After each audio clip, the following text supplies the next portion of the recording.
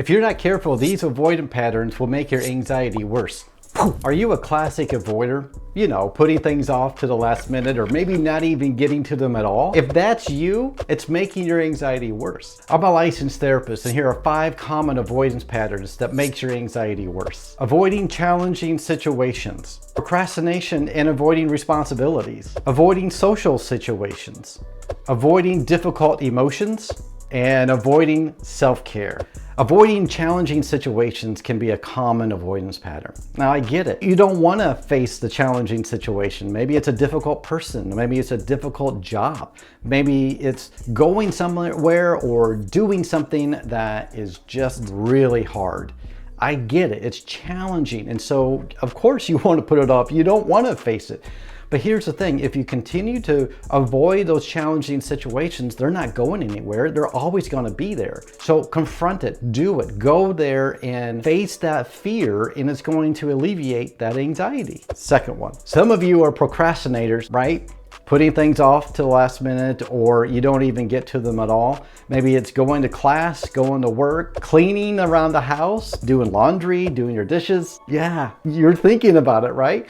You procrastinate until it doesn't get done, or it gets done at the last minute. But what happens is it builds up and builds up and builds, and there's more to do. It never goes away. So you really need to put a time frame. You're going to do it by this time, at doing it this way. Put it in your calendar if you need to as a reminder.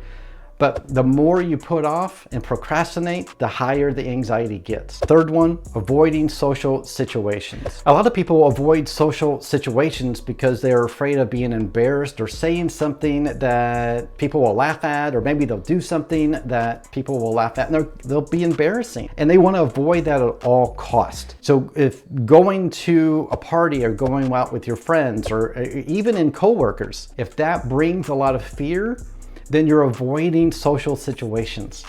And so you have thoughts in your mind that you are going to screw up. You're always going to say something that people are going to laugh at, and you're going to really embarrass yourself. But when was the last time you embarrassed yourself like that? Probably most of you never, but you always think, well, there's that one time. Maybe this time I'm going to say something that embarrasses myself. All right, I get it. But when you avoid those social situations, it's going to create even more anxiety.